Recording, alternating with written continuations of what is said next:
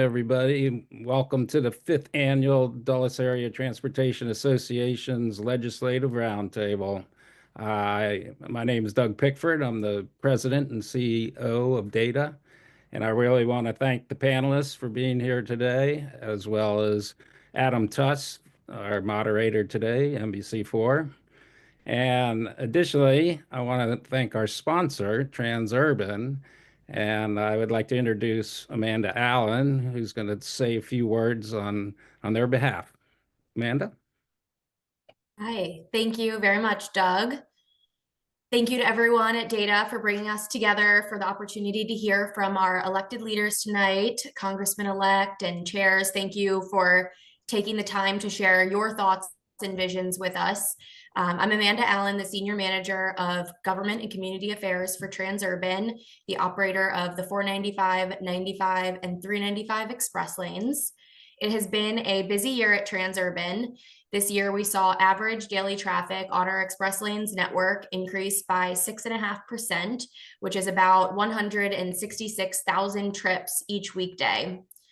We joined our partners at VDOT and in Fairfax County earlier this year to launch a new Fairfax connector route connecting Tysons and Montgomery County, made possible by a transit investment from VDOT and our 495 Northern Extension project, which will contribute about $2.5 million annually from express lanes toll revenue for operations.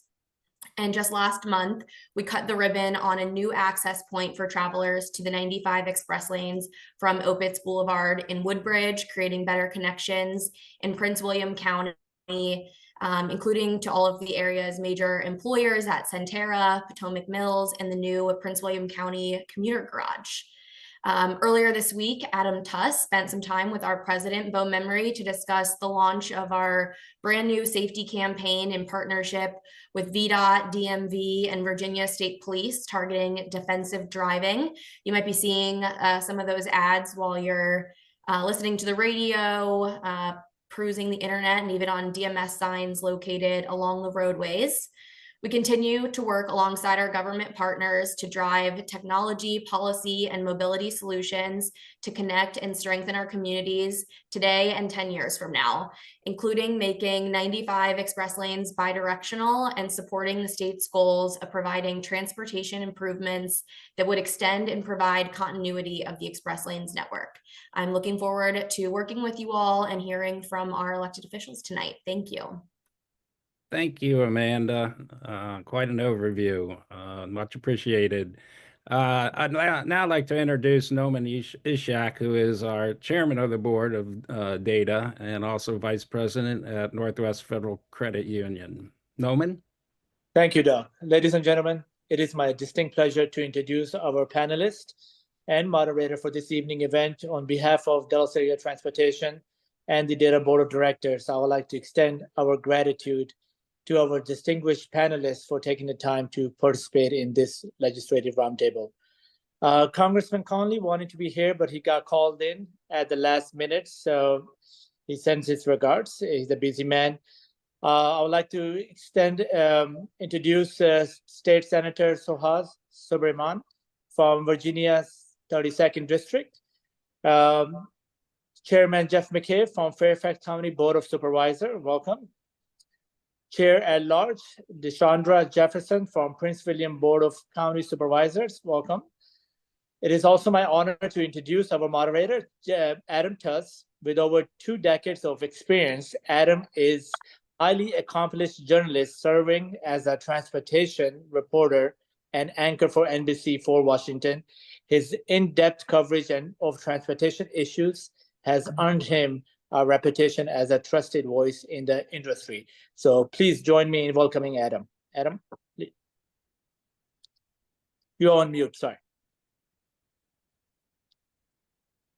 You'd think I would know how to do that after a couple of years. 2 decades, my goodness. Yeah, it's been a long time covering transportation in this area.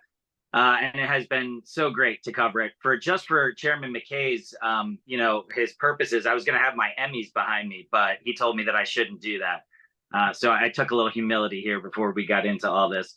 I've hosted this event a number of years now, and I love being with DATA. You've all become kind of like friends to me, and we've worked on some great stories together. So happy to be back hosting this event again.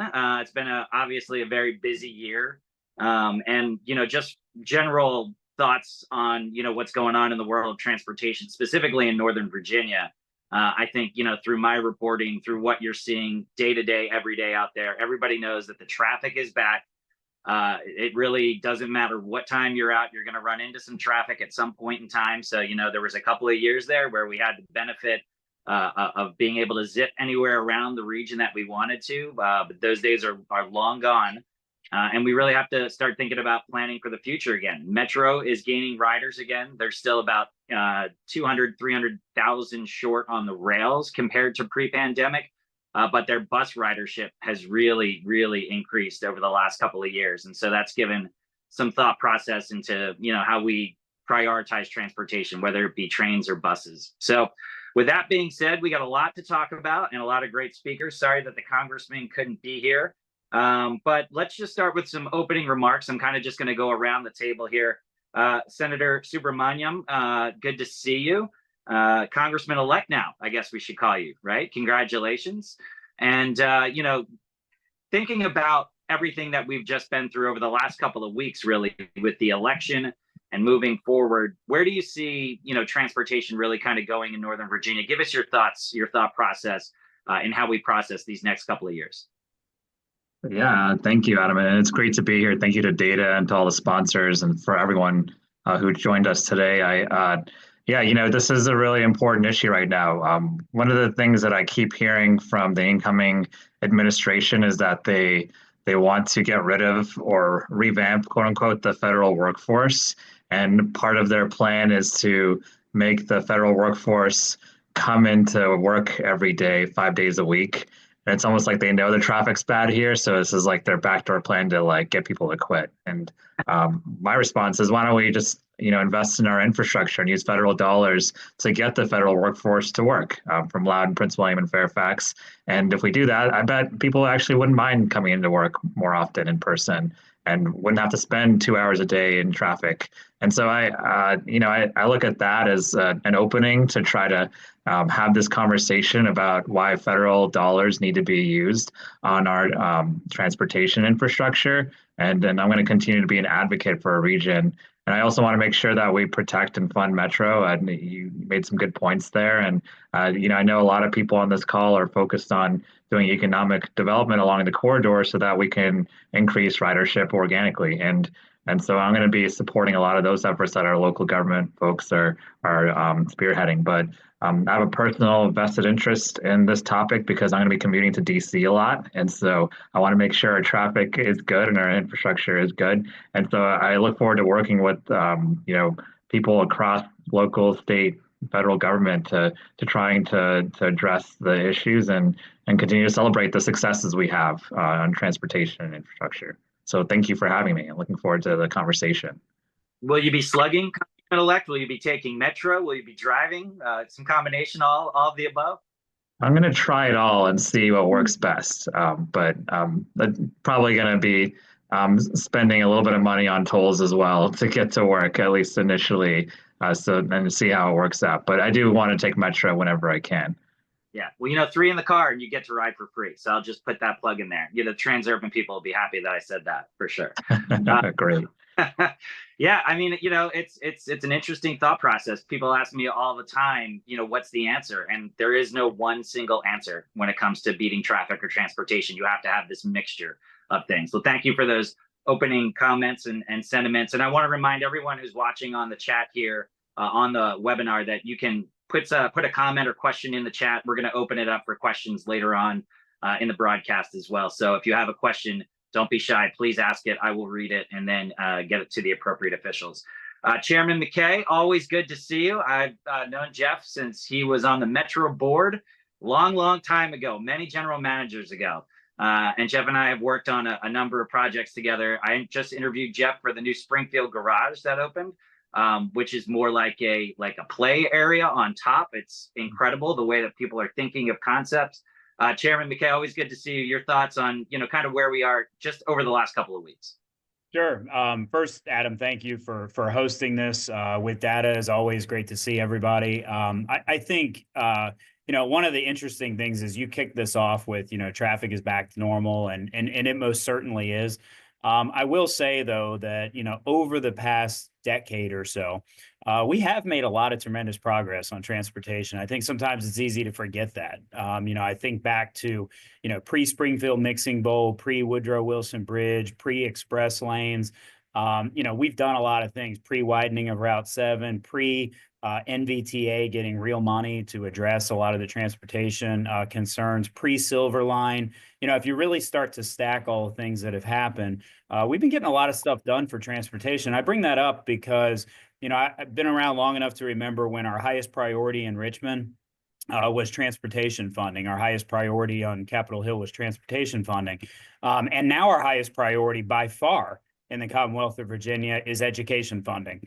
And so I think that tells you that, we have come a long way. That doesn't mean that we have solved this problem, anything but. But I think the most important thing for us moving forward is to really emphasize the options piece that you just mentioned, because what has become clear as a result of COVID is there's no one proper acceptable commuting attitude and route, or even the way you get to work, whether it's in a car, train, bus, bicycling. We've seen a huge pickup in bus ridership across the region. And so I think what people are thinking now is, how do I strategically get to where I want to get at the right time? And I have more flexibility to decide that. And so, as we move forward, regardless of what happens with our federal employees, I don't think it's as simple as the incoming Trump administration thinks it's going to be in terms of the federal workforce, and whether their motive behind that is to get people to leave the federal workforce or not. I hope that's not the case. But for us as a region, we have to have the flexibility to have our federal workforce coming and going when makes sense for them. And we have a network and we have an infrastructure now that's in place that is more open to and more flexible to that type of commuting flexibility than we had back in the days when everybody jammed the system for an hour and a half, 2 hours in the morning, an hour and a half, 2 hours in the evening. And when I say system, I mean really our entire transportation network would be getting jammed. But as we move forward, I think the single biggest, most important two transportation projects in our region are, we have got to get the American Legion Bridge and the area around Tyson's fixed. Absolutely key to our economic success. And secondly, we have got to get underway and completed the Richmond Highway Bus Rapid Transit project, because those two things, in my mind, both have regional implications. And for two very different reasons are absolutely essential to keeping, our people moving. And so I'm optimistic about the future when it comes to transportation because of my service on NVTA and knowing how much we've been able to get accomplished, but we've got to keep that momentum going. Yeah, absolutely. All right. Thanks for those thoughts, Chairman McKay. Let's move it along. Chair Deshundra Jefferson from the great county of Prince William County. I think about your county an awful lot, because I'll tell you, as someone who often is doing the news early in the morning, thank you for everyone who joins me sometimes at 4:26 a.m. On the news. But one of the interesting things that we noticed, we get the ratings every day, right? Every single day we can see who's been watching and at what time.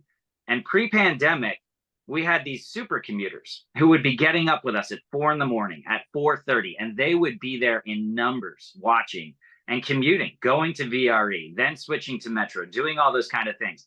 And I think Prince William County kind of exemplifies some of those workers. Now we see that there's been a shift where they're not doing that exactly every single day. So I'm imagining, Chair, for your county, things have changed quite a bit. When you were talking about 4 a.m., I had to make a face because I remember getting up at that time. I used to be one of those super commuters.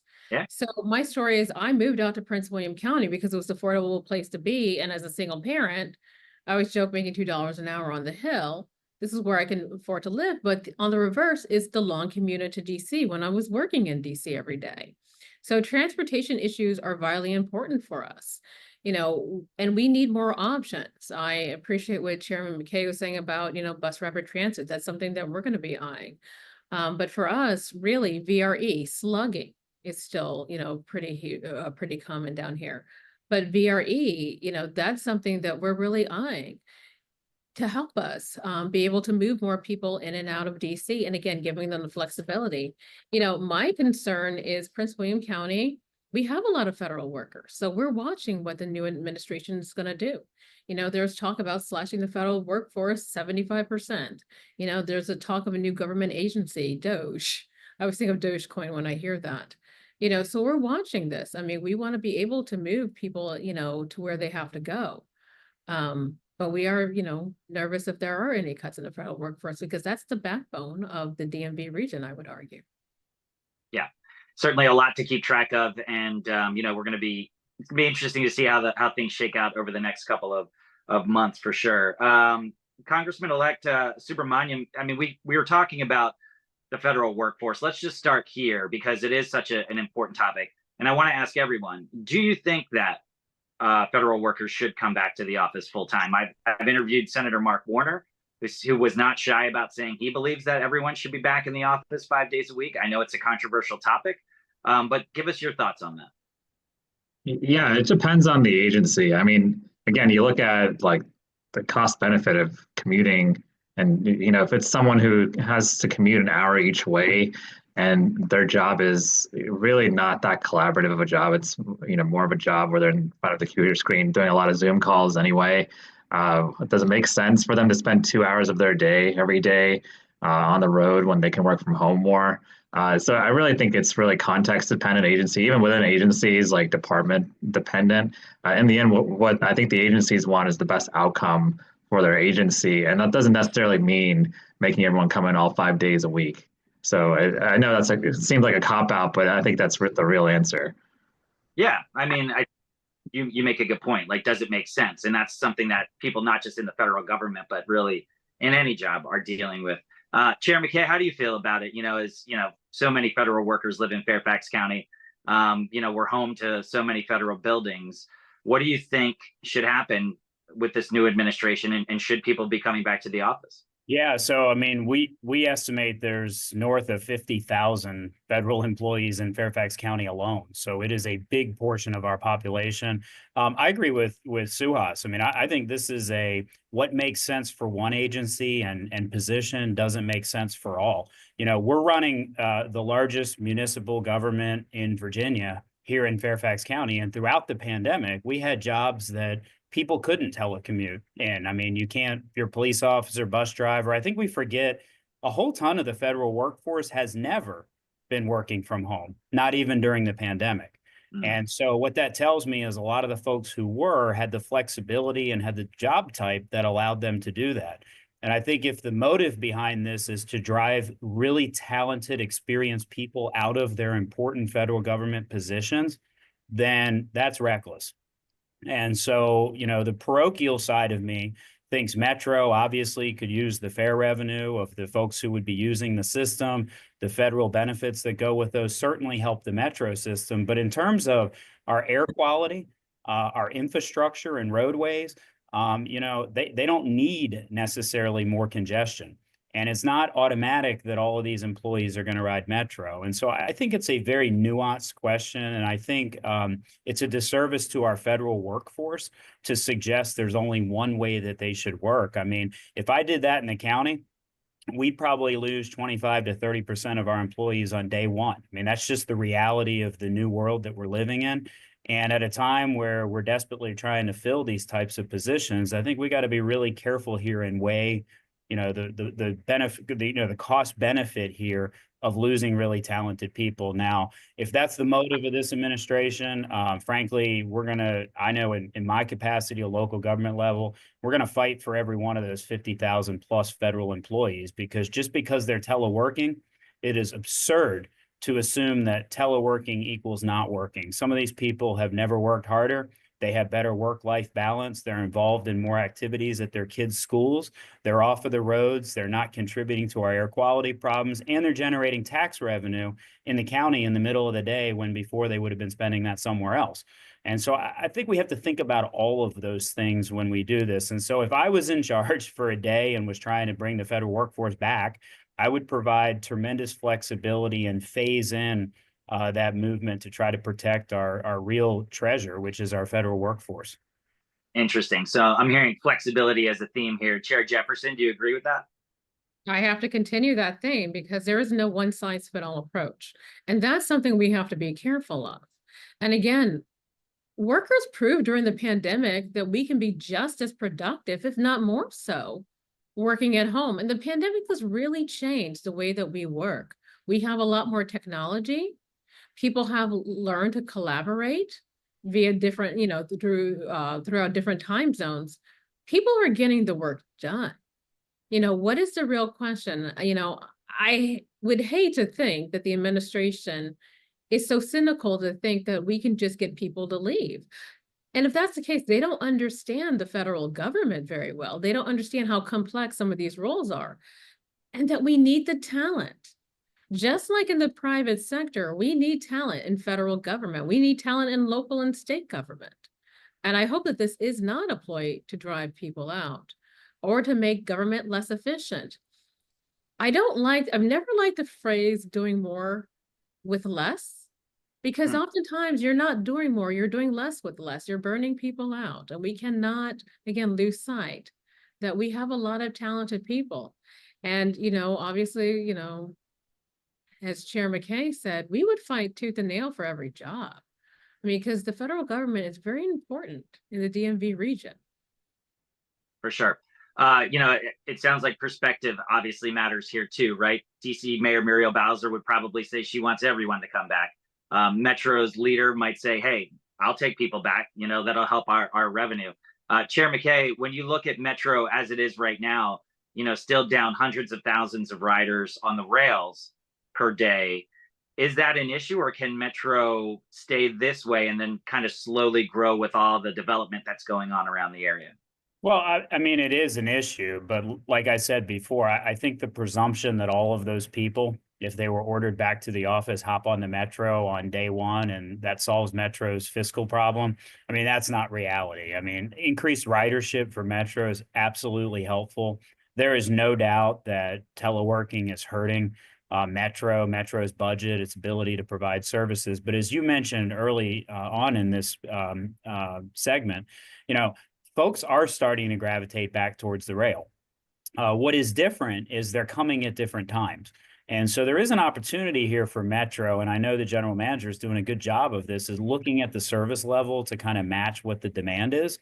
And I think over time, there is going to be this natural growth to the system. One of the interesting things at our last DMV Moves task force that was just this week, we talked about the important role, and Suhas mentioned this, the important role of local government's land use policies to be the long-term stabilizer and growth module, so to speak, for Metro ridership. And so we have made this huge investment in the Silver Line. We have stations that are underdeveloped. We know that transit-oriented development works. It increases riderships, improves the environment, brings people into our region without crippling our infrastructure. And so there's a lot of different things that go into Metro ridership. And I think too much weight has been put in to the federal government alone. Clearly, the Metro system serves our federal workforce, and the more of them that ride it, the better for Metro. But we can't ignore what the other ancillary impacts of that are. And I do think over the long term, because Metro has improved customer service, I think it's a lot more credible in the region than it's ever been before. And I see every statistics I see ridership seems to be picking up week to week. And so we want to continue to see that momentum happen. Yeah. Senator, have you had a chance to talk with the Metro General Manager about your thoughts? Obviously, the Metro now expanding out to places like Dulles International Airport, into Ashburn, places that you would be focusing on. Give me your thoughts on the Metro system right now and how it needs to grow and be funded. Yeah, I'll echo some of the stuff that was just said. I haven't had a chance to sit down with Metro since the election. I was on vacation last week, so I haven't had a chance to sit down with many people. But I do look forward to supporting Metro any way I can. And I think economic development and local government policies, have gone a long way to supporting Metro and developing along the Silver Line, especially. It's really important here in Ashburn, where I live, because we built 2 stations here, and we want to make sure that people are using them. And you've inspired me. I should probably use the Metro more than if I'm going to be commuting to DC to be a good example. But I know my wife, when she was commuting to DC, used it a lot, and she saw a lot of regulars. And I think part of people going back to work in person is people using Metro more too. But I'm looking forward to doing what I can to support Metro on the committees I'm on, and just generally with the funding. Yeah, and already over 1 million people at the Dulles Airport Station, incredibly, right? So it shows the power of what that can do. Absolutely, it's great. If you haven't taken the Silver Line to Dulles Airport, it's really convenient. It gets you right to the terminals, and it's a great experience. So I highly recommend it to people. Yeah, and on the way home, you can stop at Tyson's and leave some tax dollars in the Fairfax County. You can do that. Chair Jefferson, Metro is always an interesting topic. When you talk to people from Prince William County, they'd love to see the yellow line extended in some way down. They'd love to see the orange line extended out. The reality is VRE is really the key driver in the county. How do you see, rail transit in your county and how it needs to be funded going forward? Well, first of all, I do want to touch on Metro. Obviously, I am a fan of Metro. I've taken Metro for many years. Metro just doesn't have the finances it needs. And, the cost to actually bring Metro to Prince William County, that's not in the cards anytime soon. But VRE does play a big role for us, particularly the Manassas line.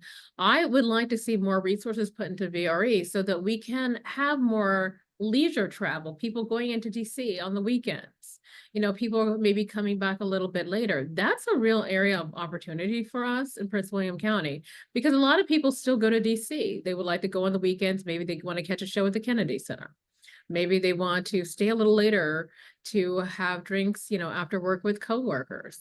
And VRE really is what's going to give us that flexibility. It's still more of a commuter line, whereas Metro has longer, extended hours. These are 2 different beasts. But I will also say this. I think not having access to Metro has hurt Prince William economically. I remember once coming home and, reading something on Politico on my evening commute from the Hill. And I was supposed to switch trains, and I did not. I actually ended up way out in McLean, which for me is out there. And I had to take a couple trains to get back to where I was going. But seeing the growth in that area, seeing the growth around the Metro, and particularly younger people, they want to be able to commute to where they have to go with ease of access. And really, rail is that, more so than even, bus rapid transit or any other form of commuting. So rail still has a big role. Again, we are not a Metro jurisdiction, so we have to rely on other ways to get people around, and that really is VRE. Yeah, and Chair Jefferson, while I have you and we're talking about this, last weekend I took the MARC train to Baltimore to see my Philadelphia Eagles beat the Baltimore Ravens, by the way. And I don't know if anyone's paying attention, but my team is 10-2. They're really good. We might go to the Super Bowl and we might have the MVP of the league. Anyway, that's beyond the point. I took the MARC train on Sunday to go up to Baltimore. Does VRE, I know there are plans to get weekend service and get it rolling. Is that something that they should be, focusing in on more? I definitely think so. And I've been vocal about that. The Manassas line, I think is going to come first. But I have to be honest with you, I'm a Cowboys fan. Did you really need to go there? Did you really? We could have a discussion. We could just totally go off the rails here. Did you really need to go there? Right. But that is a great area. Again, we have people who, it's not even just Prince William County, it's the region. We're all interconnected. Being able to move people and get people around, Prince William's still seen as a bedroom community as the exurbs.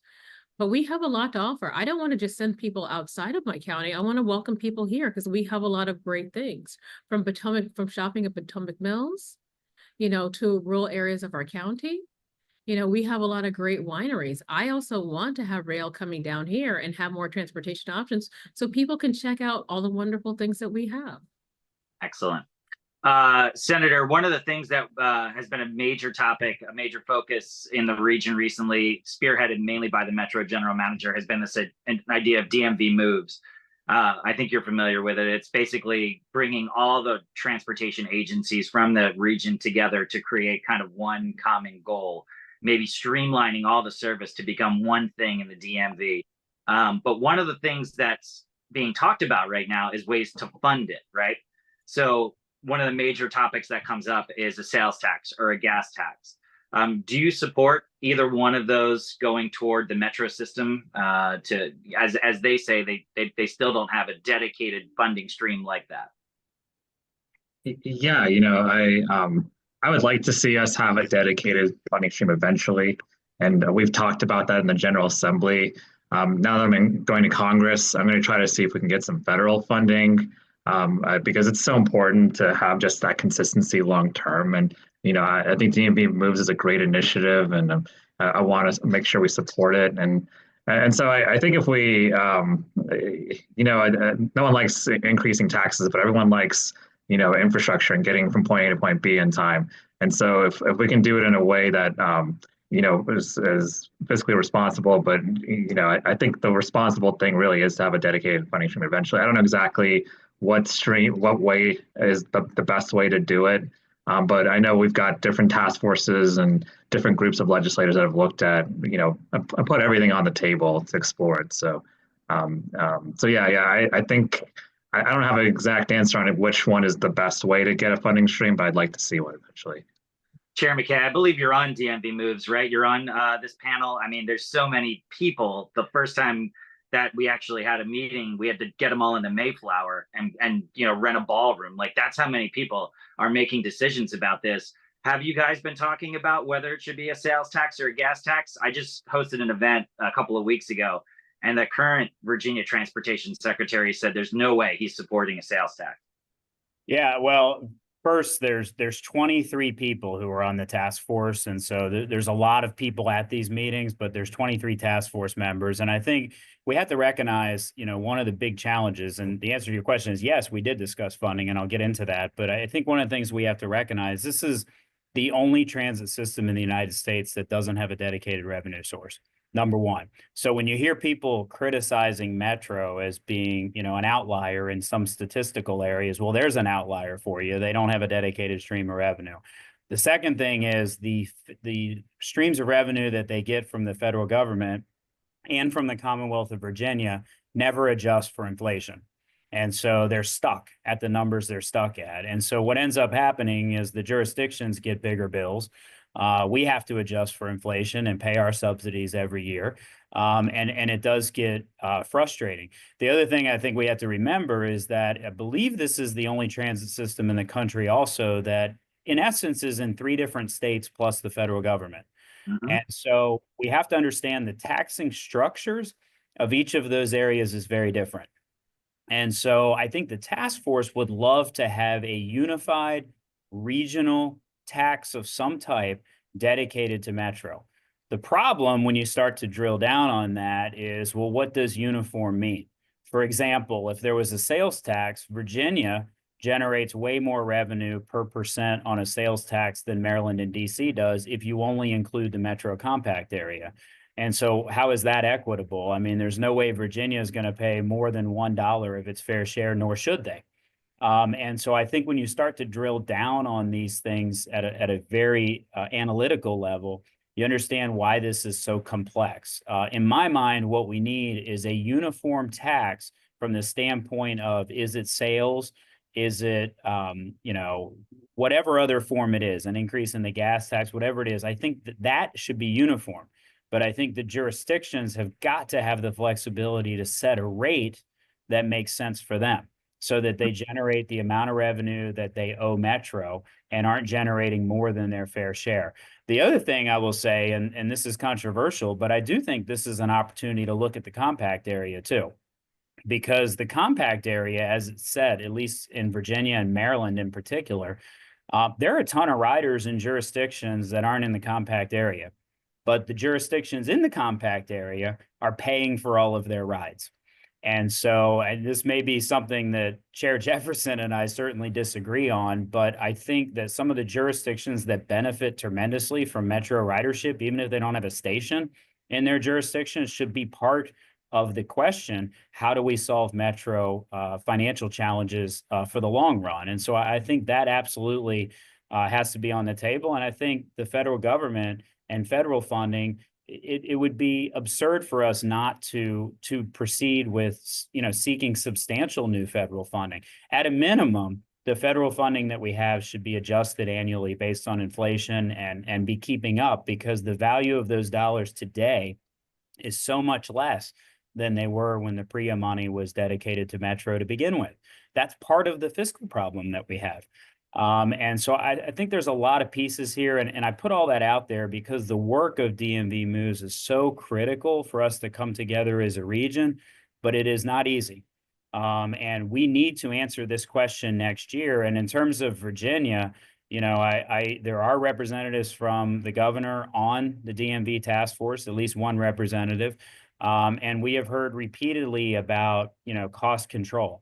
And I totally agree with that. But if you look at what the Metro general manager has done over the past couple of years, he has done major improvements to cost containment, to controlling labor contracts, to really taking on a serious management responsibility for Metro. And if we're going to sell any new revenue stream, people had to be convinced that Metro has, financial watchdogs in place, that there's a package here that comes. We don't want to send more money to a system that doesn't have the right checks and balances in place. I think we made a lot of progress towards that, but I don't think we have that completely solved yet. Chair Jefferson, I saw you unmuted there. Do you want to weigh in on this? I mean, it's an interesting comment, that there are people from outside the compact area who are, being supported by the Metro system. What are your thoughts on that, on what Chair McKay just said?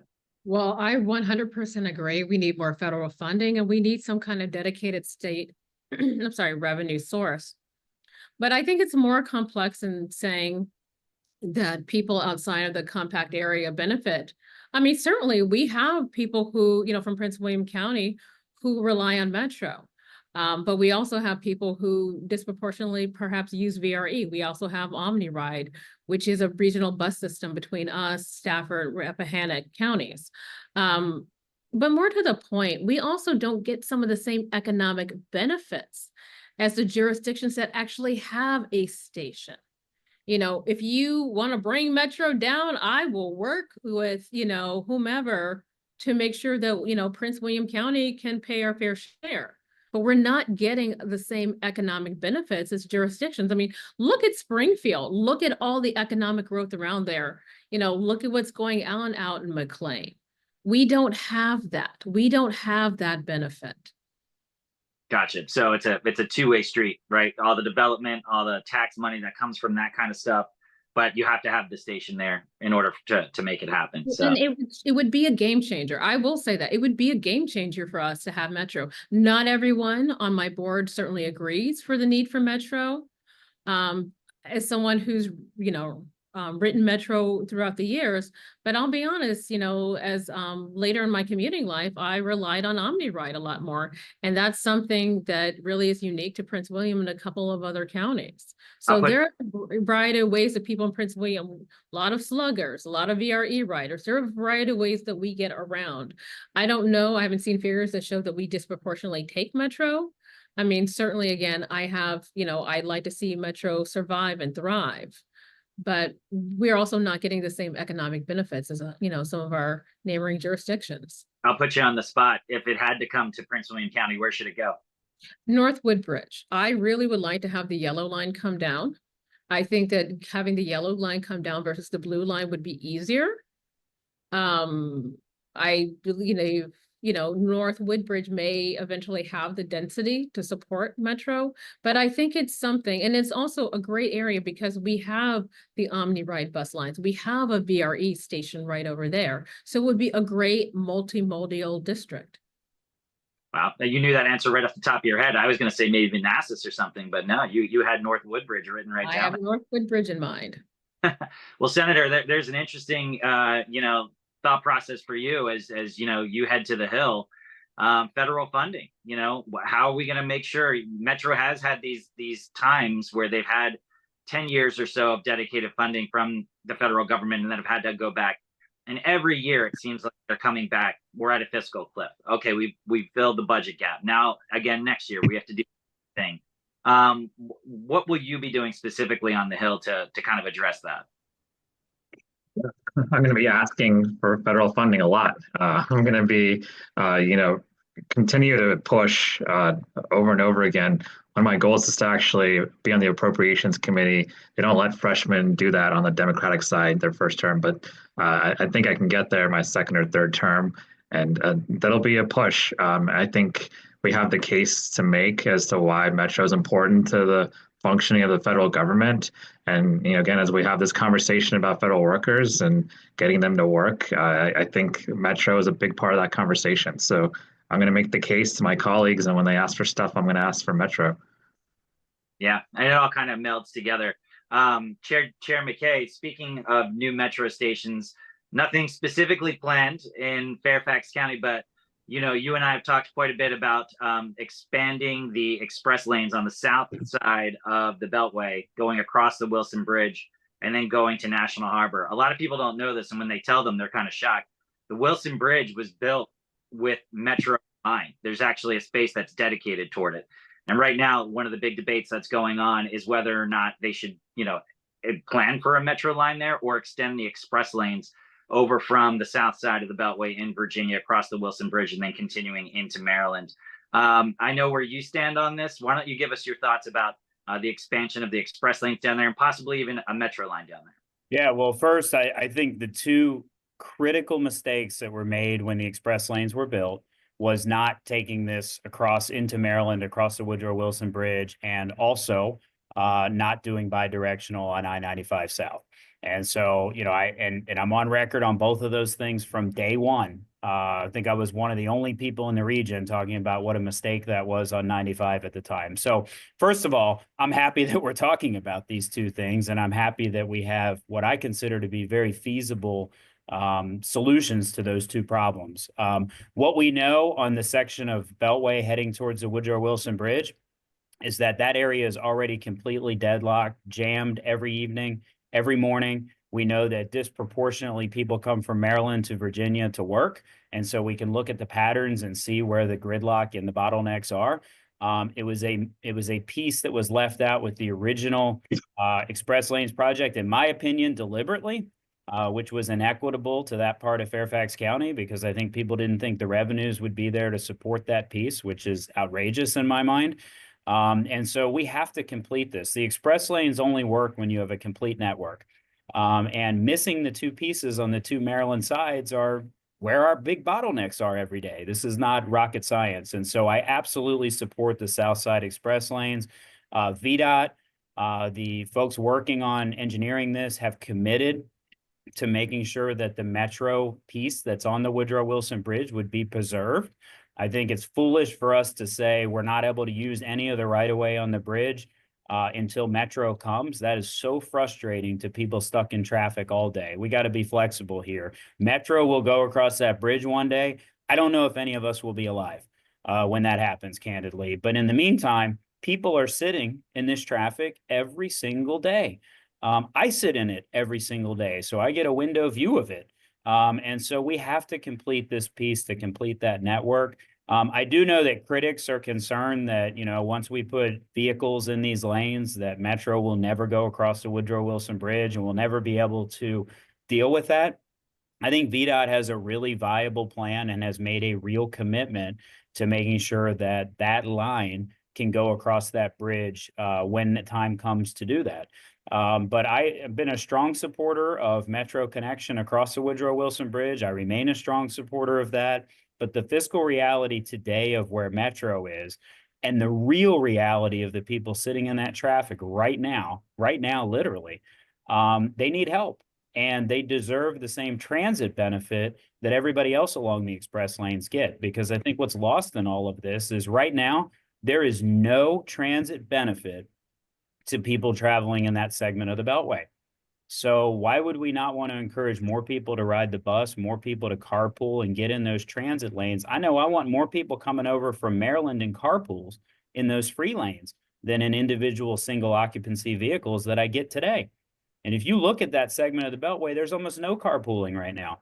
And so we got to be really smart about this, and to not complete that network and encourage transit benefits in that segment of the Beltway is bad for commuters. And I think it really, the inequities of the way that was done to begin with really get me going, because why was that segment left out? Yeah. And I think we all had to reckon with that. Outside of transportation, from an equity standpoint, we need to reckon with that. What about the Maryland officials, Chairman McKay, that say that it's just going to dump traffic on their side? And there are some Virginia leaders who don't want to do it either. Well, I think they're wrong. I mean, frankly, I think Maryland's position is different. They're not going to say this publicly, but I think they believe that if people can't get across the two bridges, they'll stop coming to Virginia to work. And ultimately, they'll take jobs in Maryland, and that will help their economic development. To me, that is the most absurd economic development vision of all time. These people are coming to Virginia because the jobs are here. The question is, do we want to make it easier for them and better for our environment and better for our infrastructure to be able to do that? And in terms of dumping out into the communities, the gridlock right now in this segment of the Beltway is so bad that all of the parallel streets are jammed. Telegraph Road, Richmond Highway, Van Dorn Street, they are all jammed because people are diverting off the Beltway to try to get around that traffic, and then they're merging back in at the bridge near Old Town Alexandria. And so the only way to fix that problem is to provide more capacity in the general travel lanes and encourage more carpooling and transit, because the problem with dumping out onto the other streets, that is what we live with today. And VDOT's numbers show that. I mean, they go from right now, I believe their charts were in the 40-minute delay category in certain directions on that segment of the Beltway. It goes up to 2 hours if we do nothing in a no build scenario. And so we have to fix this. Yeah. Clearly you're passionate about it. I just want to touch on one thing you said. Are you saying that Maryland leaders might actually like the traffic? I think they like the fact that the harder it is to come across the bridge into Virginia to work, the more likelihood it is that their residents will stop doing that, and that magically the jobs will move to Maryland. And frankly, I think that's part of the strategy at the American Legion Bridge too. I mean, if you look at the traffic patterns and you look at what's happening, Maryland is emptying people out into Virginia to Tyson's Corner on the American Legion Bridge side, and emptying out traffic into Virginia on the Woodrow Wilson Bridge side at unprecedented rates in the morning. And then in the evening, that same traffic is heading back. And so it doesn't take rocket science to see what's happening here. And I think that has Maryland concerned. And I don't blame them. I would be concerned too, but I don't think stopping infrastructure improvements is the answer to that. I always encourage everyone to make some news on this program, and there might be a little news in there, Chairman McKay. Thank you for that. Chair Jefferson, what do you think about express lanes? Do you support them? Obviously, they go down to 95, go all the way down, to Fredericksburg now. That 95 segment is a little bit tough because you have to kind of guess right in terms of which direction they're pointing. But give us your thoughts on just the whole network itself. Well, I appreciate that we have additional openings and access to express lanes in Prince William County. I mean, listen, I've had to rely on express lanes to get to and from, especially if you're a parent and you have a sick kid or there's an emergency at home. I'm sorry, Transurban, I'm going to have to say this, but on 66, they're bidirectional. I would love to see that on 95. Because it is another option. And coming from Prince William County, again, if there's an emergency and you need to get home quick, it would be great if they were bidirectional. Chair Jefferson, is it your understanding? The last time we hosted this, there was some talk that might be in the works. Do you think that's going to happen at some point, that they will go in both? I want to, Transurban, you're here. I believe that we've had conversations. I don't know what I'm allowed to say or not to say. There have been conversations earlier. I just think any way to get traffic moving and to get it moving quick, and the express lanes, again, they have been an integral part of the landscape, particularly for commuters down to Prince William County, I would like to see them go bi-directional. I believe, there have been conversations with VDOT about what that would look like. And I think that would be an important move for us. Excellent. Senator, your thoughts on the express lane network and whether or not it should be expanding and kind of adapting as well? Yeah, I echo a lot of what was just said. And, I think it's not as big an issue out here in Loudoun, but I know that generally, it's been, there's a lot of different options on the table. I would say long term, if the local government folks need help at the federal level, I'm here, and I'm going to be responsive to that. And so I don't know if it's going to be something on the table, but I'd like to see federal funding for pretty much any project in this region, and including that, if it's applicable and helpful. Very cool. If I can follow up, Suhas is going to be one of the two congressmen for the Prince William County area. I just want to let you know. Yeah, I know you're coming out from vacation. I'm going to send you my Christmas list of all the funding and things we want. And if you can get as many of them as possible, I would really appreciate it. Thank you. You're welcome. There you go. Going right down the list. Congressman-elect, let's talk about, something that was a big topic on the Hill recently in terms of our local transportation, really national transportation, and that is our airports. A lot of debate about whether or not Reagan National Airport should offer more slots, more flights in and out of that airport. Some saying it's the busiest runway in the entire country. Being that you are now representing, a lot of the area, including Dulles, do you think more domestic flights should be shifting to Dulles? Like, what are your thoughts on both of these airports? No, I don't think more domestic flights should be shifting to Reagan from Dulles. I think Dulles is well equipped to handle those domestic flights, and Reagan is not. And I think a lot of this is driven by members of Congress who don't really want to drive out to Dulles, frankly. And I think that's short-sighted and selfish, and it's going to hurt the system we have here. And so, yeah, I'm going to continue to protect Dulles Airport and push back on that. Yeah, Chairman McKay, obviously, Dulles kind of straddles the line between Fairfax and Loudoun County. And now we just even this week with it, we saw the groundbreaking and the big United terminal that's coming online. People will say, any number of years ago when the airport was built, what is the line? You could roll a bowling ball down the airport and not hit anyone. And now look at it. I mean, talk about the growth of Dulles. Yeah, I mean, it's been tremendous, but Dulles was always designed to be that growth airport. I mean, one of the things that I think is missed, and everything Suhas just said was correct. I think the one piece that's missed is there's a real safety issue at Reagan National Airport. I mean, not only in terms of capacity with the runway and the length of the runway with, water and constrictions on all sides, but just with the flight patterns and volume of flights coming in to Reagan. And so I think we can't ignore the safety piece of this, but absolutely Dulles Airport was built to be the growth airport for this area. It was built to alleviate some of the stress on Reagan National.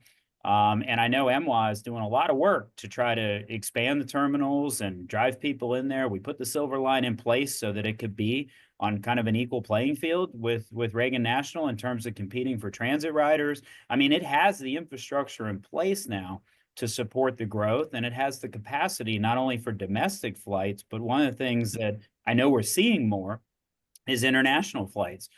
Coming, and we live in an international community, and so it's important for us to increase the number of international flights, and you really can only do that at Dulles Airport. And so I think we need to stay united on this front. I hope the next Congress looks at this through a different lens than the current one, because I do think it is parochial and convenient for them. But I hope there's a lot more talk about safety, because I do worry about the volume and the runway issues at National Airport and the sustainability of what we've been doing.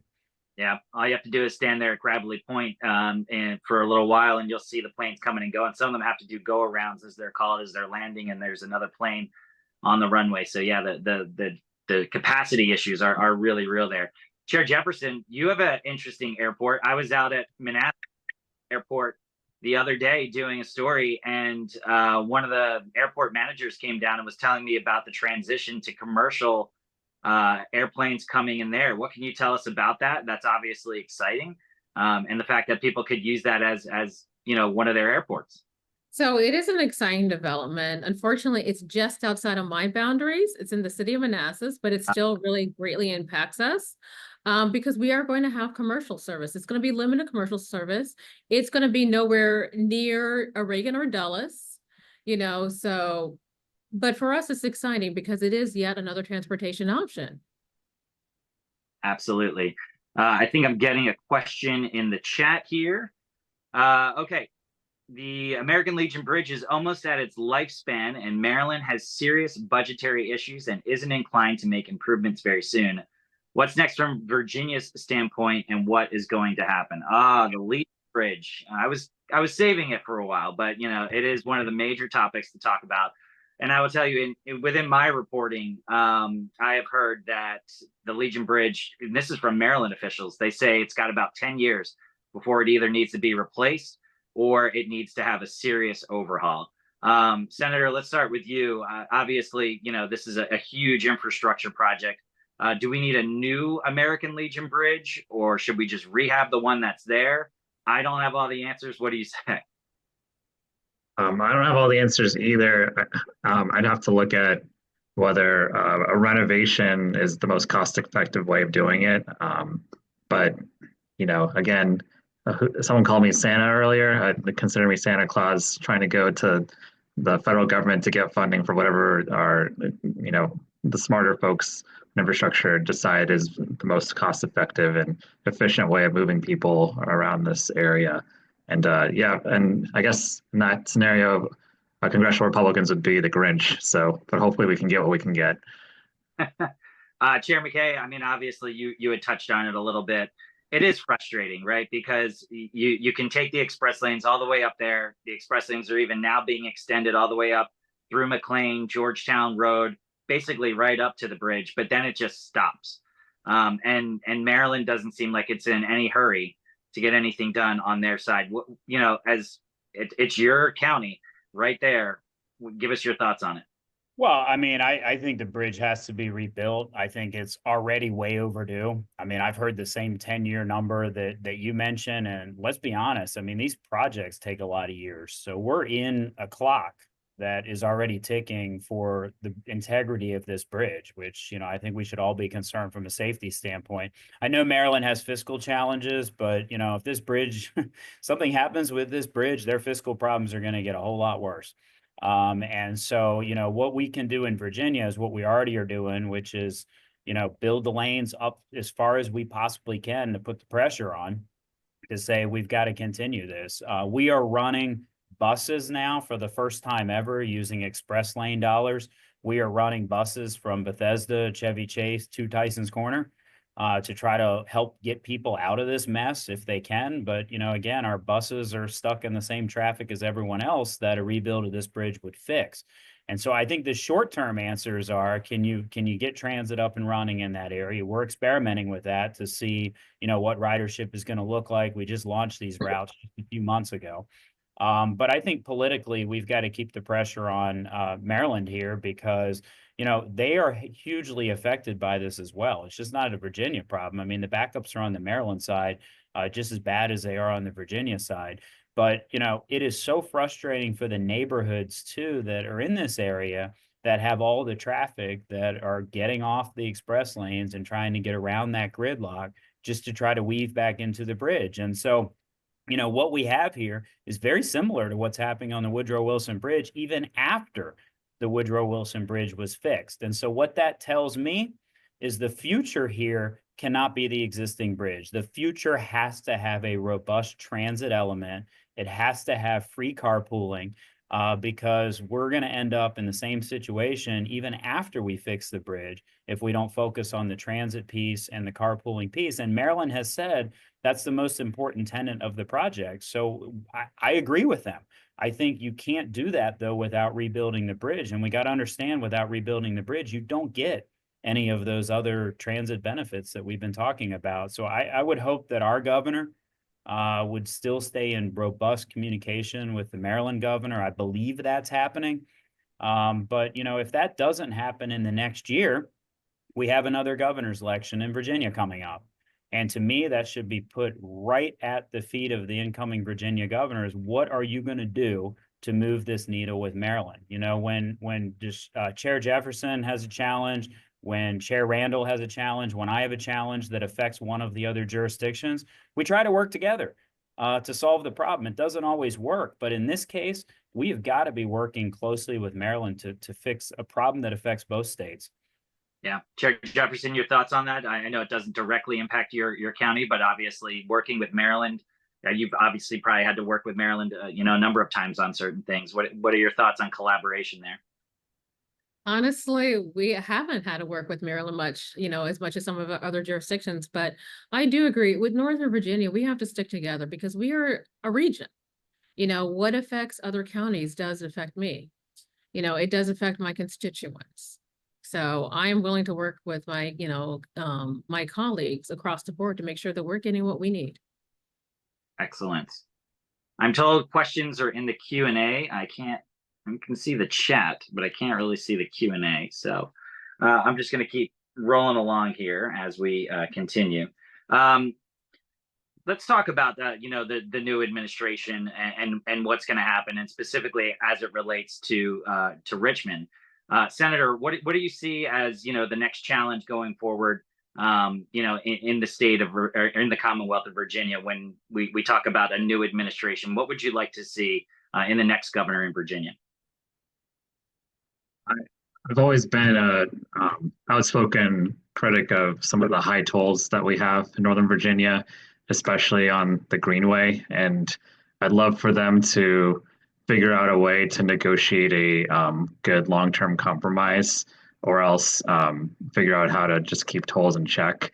I know a lot of my constituents are really concerned about the tolls and toll prices and just the cost of getting here to DC. And so we're going to continue to, I'm definitely going to bring that up. And then certainly supporting Metro long-term. We've talked a lot about that as well, but wanted to bring up toll prices as well, since it hadn't been mentioned yet.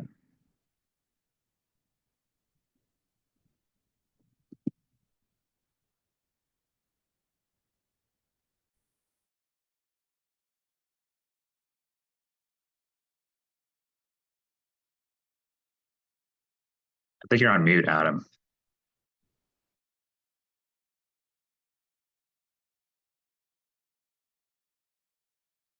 Sorry, guys. I'm trying to read the questions in the chat and get them to you.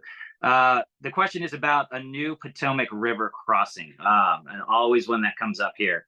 At a town hall that former Representative Frank held, I asked him why the study had not occurred. He responded that neither Loudoun nor Fairfax County were in favor of it happening.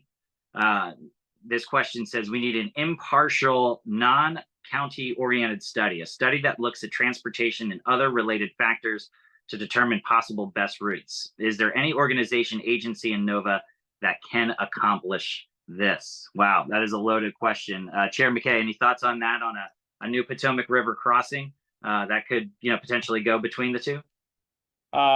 Well, first, you know, that was a long time ago. If that was in reference to a town hall meeting that Representative Frank Wolf had, the world has changed since then. I do think that secondary crossings should be looked at again. Just if you look at the growth that's occurred, we need as much relief as possible, and people need as many options as possible. But I don't think it's just a organization in Virginia. I mean, that bridge has to touch down somewhere else. And so when I think about the regional groups that, you know, involve both people from Virginia, Maryland, and the district, you know, groups like the Council of Governments, Metropolitan Washington Council of Governments could be a place for that conversation to happen. But, you know, to the point that's in the question, I mean, we have to put some of the parochial concerns aside and do what's right for the people trying to commute around our region. And I think an impartial study is a good way to do that. And I think the only way to do that is to not have Virginia or Maryland do it, but have some entity that, you know, isn't as attached as those two states are to where that location would be and what makes the most sense. That being said, I do think we have to be careful because, you know, if that bridge crossing creates additional sprawl that adds more to our problems, it's really not solving anything. And so I say that because the land use plans associated with those potential expansions also have to be looked at. If we build another river crossing and then we build all kinds of suburban sprawl all up and down the area where the crossing is, then we really haven't solved any problem. And so I think we just need to be smart about it. And I don't object to having it looked at again. Senator, any thoughts on a new Potomac River crossing or whether or not that should happen? You know, in a vacuum, I like the idea of getting to Maryland more easily, but I want to make sure the residents are on board on both sides of the river, especially on the Virginia side, before committing to that. And yeah, I like the idea of having a third party look at this as well and see, you know, the benefits of it and the risks. Yeah, something that certainly has been studied for a long time and talked about it. Chair Jefferson, just your thoughts maybe on another Potomac River crossing? I mean, perhaps. Again, we need as many ways to get around as we possibly can. You know, for my residents, we do have people who are commuting up to Maryland, but we have probably a lot more going into DC. So it doesn't maybe have as much impact, you know, going into Maryland, but there might be other places where we can connect to the district or we can connect to Maryland, you know, perhaps down here in Prince William County. That was something I would certainly support. Excellent. Well, I have overcome the technical challenges. Zoom is now, you know, many years old and I'm still learning it, but I do have the Q&A open. So this is good. I'm going to read one right here, guys, and then we can go down the list and everyone can just kind of respond to this. Hello, this is Angela McConnell, CEO of the Northern Virginia Veterans Association. Transportation with regards to accessing veteran medical centers like Fort Belvoir, the DC VA, and other local VA centers is the largest barrier to access and receive routine and urgent health care. What considerations in transportation planning have been made to support the underserved, low-income, and elderly populations? Chair McKay, you want to take that one to start? Sure. This is why forever I've been a strong proponent of bus and improving bus rapid transit in areas that make sense. You know, I mentioned at the beginning of this segment, the Richmond Highway BRT project, and, you know, that would connect Huntington Metro Station to Fort Belvoir in a very sophisticated, time-benefited BRT operation. And obviously, that will move people in and out of Fort Belvoir much more easily. I wish it extended further south than Fort Belvoir, but to be honest with you, we have to be thinking about how we serve populations that don't have access to vehicles or have disability challenges. You know, that population of people is increasing every day that goes by. As the demographics of our region age and the needs of people change. And so the good thing about bus is you can be a lot more flexible in providing those routes into areas and respond to demographic changes that happen in those areas a lot more quickly than you can with fixed rail. And so, you know, what we saw during the pandemic is, you know, bus ridership remained pretty steady. It's grown substantially since then. And what that tells me is that the people who have to get to work, the people who have to get to medical appointments, the essential workers that we rely on every day, that transit is a lifeline for them. And we need to think about it that way.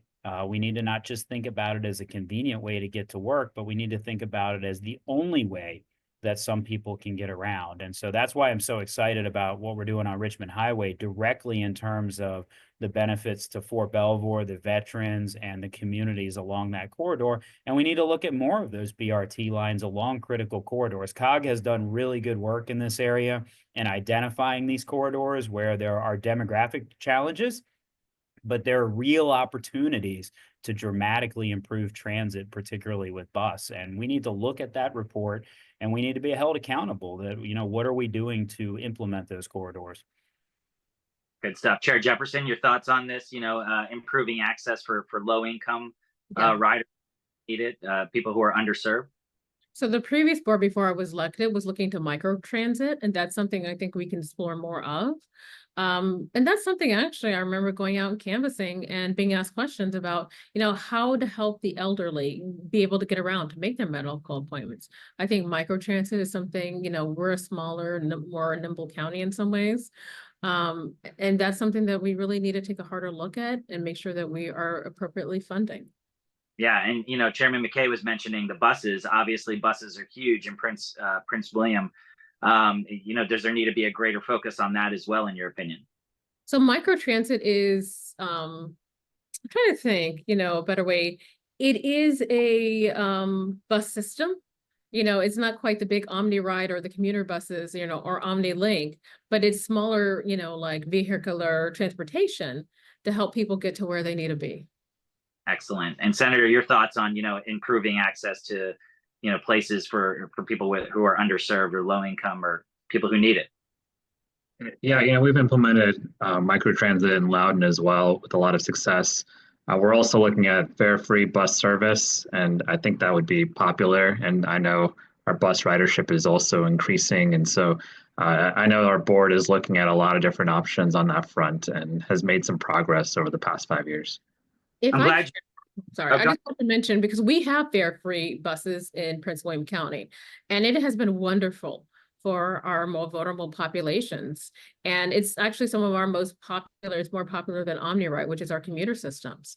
But really, I would say microtransit is a great way to help people with special needs or with certain, to be able to get access to places like, being able to go to Quantico if you're on the other side of, Prince William County, if you're in Gainesville. Microtransit is what would really fill in that gap.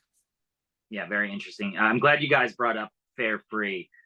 Senator, one of the things that I've been covering a lot lately is Metro and its fare enforcement policies. Just yesterday, I was with the Metro general manager, and they're starting this big fare enforcement crackdown on the bus, and they want everyone to pay. They say that they're losing $40 to $50 million per year, and something like 70% plus of people right now are not paying for the bus. In your opinion, do you think it should be subsidized? Should it be free? I mean, that idea has been kicked around in DC before. What are your thoughts on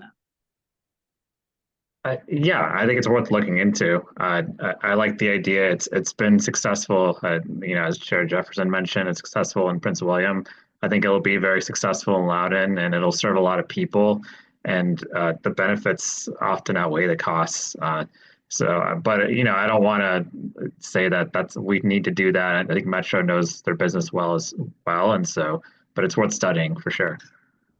Chairman, obviously, as someone who's been on the Metro board in the past and has had to deal with these kinds of issues, that number, when you hear it, that 70% plus of people aren't paying their fare, is kind of staggering for a lot of people. And, if you ask the Metro general manager about it, he'll say that the pandemic happened, the back door opened, we were telling people to spread out, and then we never really got a hold of it again. What are your thoughts on first of all, the fare crackdown that they're doing now on the bus, and whether or not maybe Metro should look at free buses?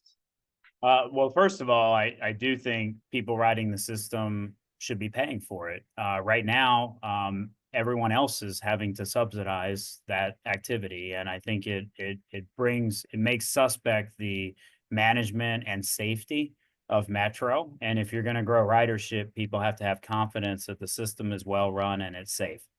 And so I do think Metro has to do what they have to do to be able to make sure they're collecting fares. I remember living through the time where bus drivers were being assaulted by riders, and, we had all kinds of safety issues. They put in place some strategies to try to help with that. But if our goal is to grow ridership, people have to feel comfortable using Metro. And they're not going to be comfortable if they think people are evading fare or abusing the workers who are, running the buses and running the trains. And so, I think Metro's doing the right thing in that space. It's unfortunate that we're having to talk so much about this. I think in terms of free fare, free bus and free transit, that works in some areas really well. And it's a real challenge in other areas. And so I think it depends on the system. It depends on the community. It depends on the routing. Our Fairfax connector fleet is massive. And right now, it's pretty much at full capacity. And so if we did fare free, we run the risk of pushing people out of the system right now with revenue that we need to help support the system. And so I think every community is a little bit different in how you address this. We were the first jurisdiction in Virginia to bring fare free to all of our middle and high school kids. And we did that because we knew that was within the realm of possible in terms of capacity. A lot of times they're riding the system at off times. And from an equity standpoint, it's huge because some of these kids that don't have transportation can go to work after school, can participate in after school activities that they couldn't before. And I love the fact that we're training young people on using transit and appreciating transit. And so we have a free transit component in Fairfax, but it's targeted for all middle and high school kids in our school system. And we are looking at, possibly looking at fare structures that are based somewhat on income and ability to pay. But I think we have to be concerned about capacity. When you go to free fare, you have to be able to have the rolling stock to be able to support that, or you are going to push people who are users of the system now out of the system, which is not what we want to do. So it's just different jurisdiction by jurisdiction. Yeah, for sure. Senator, I wanted to ask you really quickly about EVs, right? Where do you see the EV landscape right now? Obviously, it was rolling along and then seemed to kind of fade out for a little bit. And now there's some more push to get some electric infrastructure kind of in local counties and jurisdictions, building this national network. People are adopting electric vehicles. What is your thought process on that? Yeah, I think, there's a lot of funding that is yet to be deployed from the IRA that can help increase our EV charging infrastructure.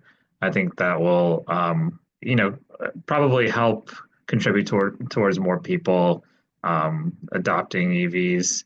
I think long term, seeing EVs in our bus fleets, school buses, for instance, I think will benefit us long term. And even if you don't believe in climate change, it's still good economics in many cases. And so, I hope to continue to see more IRA dollars utilized to improving our EV infrastructure in Virginia. Excellent. Chair Jefferson, say your county is on the availability of charging stations. I rented a electric vehicle for the first time last summer, and it was a learning curve. I mean, nobody tells you half the stuff that you need to know. For instance, you can set the charge on the car to what you want it to charge to. I had no idea, but I had to learn a lot of that stuff. And you learned about going to Target and shopping and then charging your car there. So there's all these things that are coming online with it, and a lot of things that people, are learning about it. What is the state of the electric vehicle infrastructure in Prince William County? I swear to God, you're looking into my world. I just got an EV. Oh, okay. Late October. It was interesting. I was on medical leave. My son kind of took over my car, and so I got an EV sight unseen. But anyways, I'm charging right now. I feel like charging is one of my hobbies, and we have chargers at the government building, and we are putting in more chargers across the county. That is something that we're committed to doing, and putting them in areas where people, lower income households, if they're thinking about, getting an EV, they will have access to a charger, so they don't necessarily have to charge at home. And so that's very critically important. We opened a new parking garage, the Neabsco parking garage. I don't remember off the top of my head. I don't know if it's 10, but we have a number of chargers in the public parking garage. So making sure that we have the proper infrastructure to support electric is very important. And it's something that we are investing in within our county.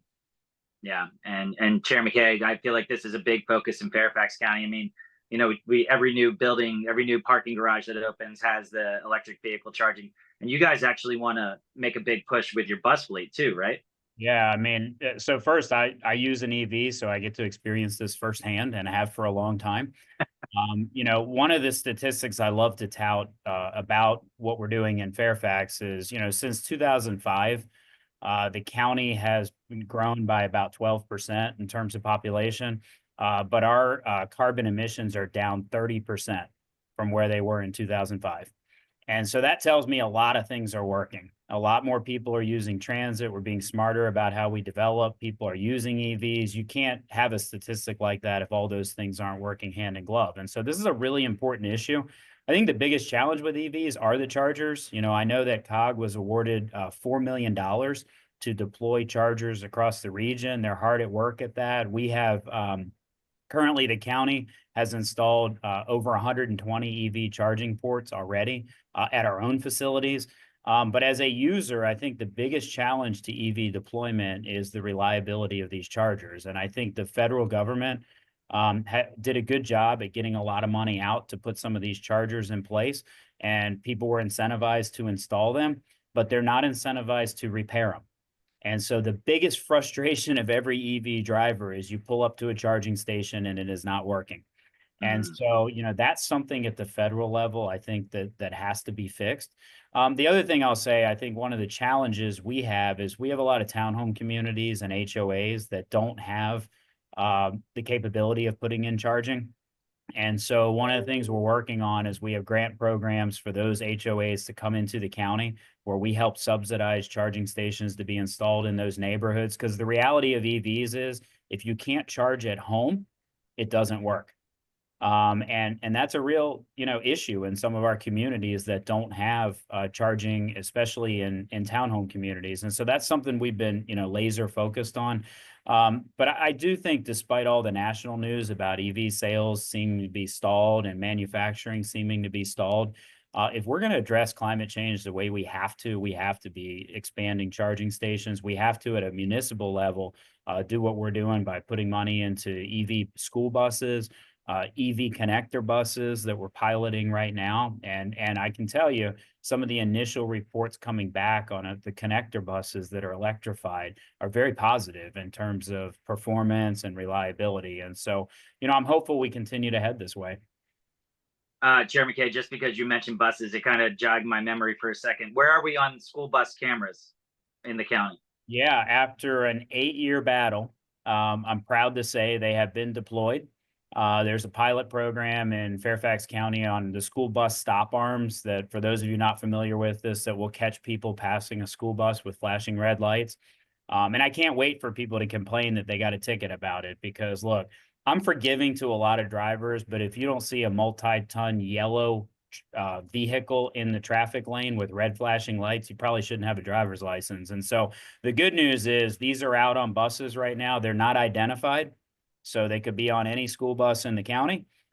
We deliberately are putting them all over the county, and we'll look at the results of what happens, but they're in the deployment stage now. We just started going with them. But, one of the funny things in Virginia, for all our Virginia people, this, and certainly Suhas knows this, we had to go to the General Assembly and get permission from the General Assembly to put cameras on our school bus fleet. And that's why it took so long, which was maddening and frustrating, but we finally got there and we now are going to see I think some pretty positive results from that. Last thing I'll say on this is we put a ton of speed cameras out in the county too. And people criticize us looking, this was a grab on revenue. Let me be really clear about speed cameras and school bus cameras. We have one goal and one goal only in Fairfax County, and that is to change people's behavior. My goal is we collect $0 from those. And what we have seen from the speed cameras in school zones is a dramatic drop in speeding through school zones everywhere they are in Fairfax County. And so they work. Excellent. We're running out of time here. Senator, really quickly, your thoughts on automated enforcement and these kind of devices.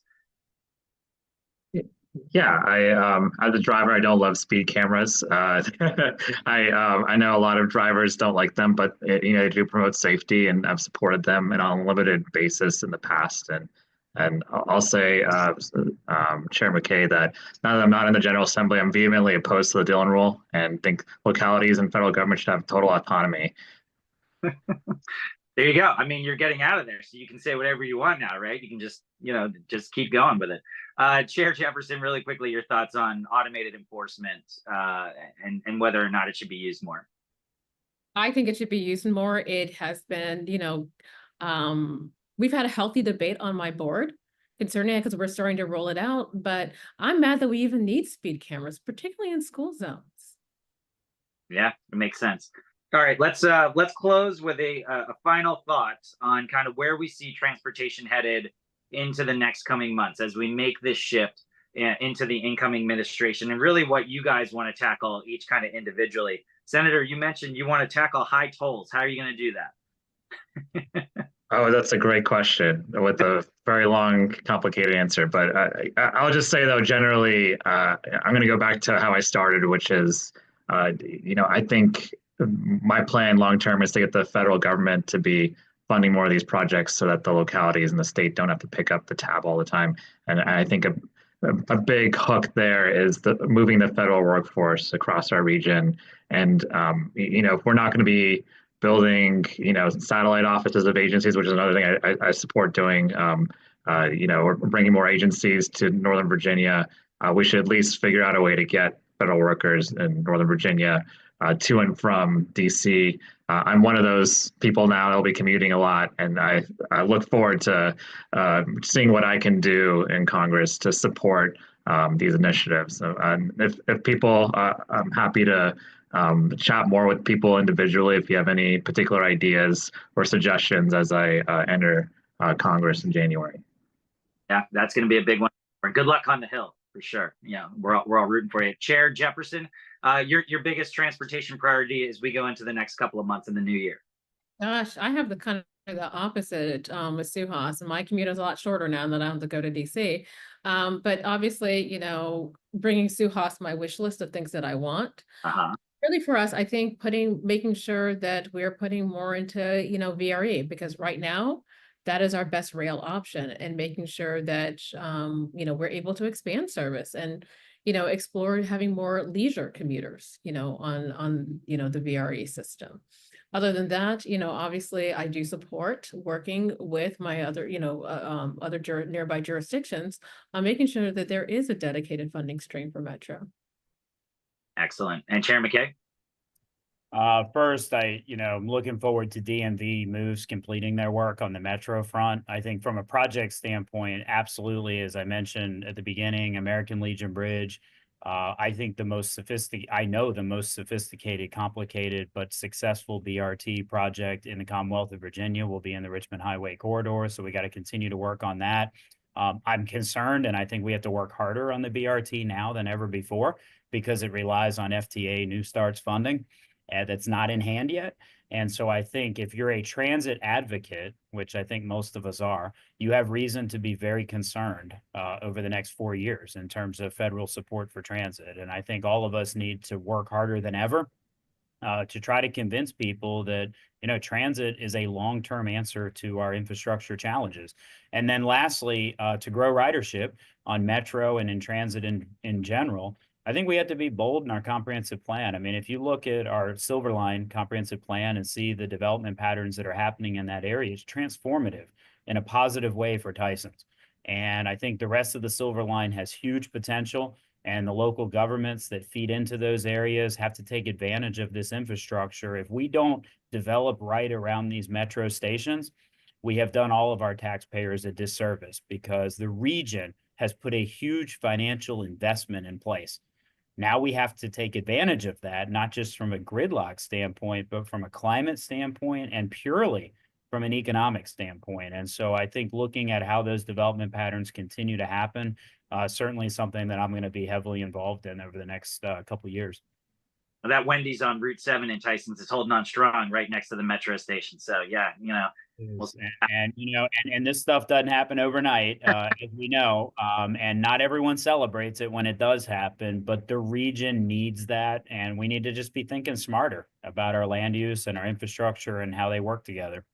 Yeah, great insights from everyone. I want to thank all of you guys for joining the panel tonight. It was a lot of talking, a lot of questions from me. Really appreciate it, and we even made a little bit of news in there, I think, and I'll be seeing you guys out and about on stories. Doug, with that, I will turn it back over to you, my friend. Thank you. Another excellent conversation. Appreciate it, Adam. You do a great job every time with this. I want to thank our panel participants as well, and particularly Transurban and their support for the session today. I wish everyone happy holidays, and thanks for participating. Thank you. Thanks, guys. Thank you.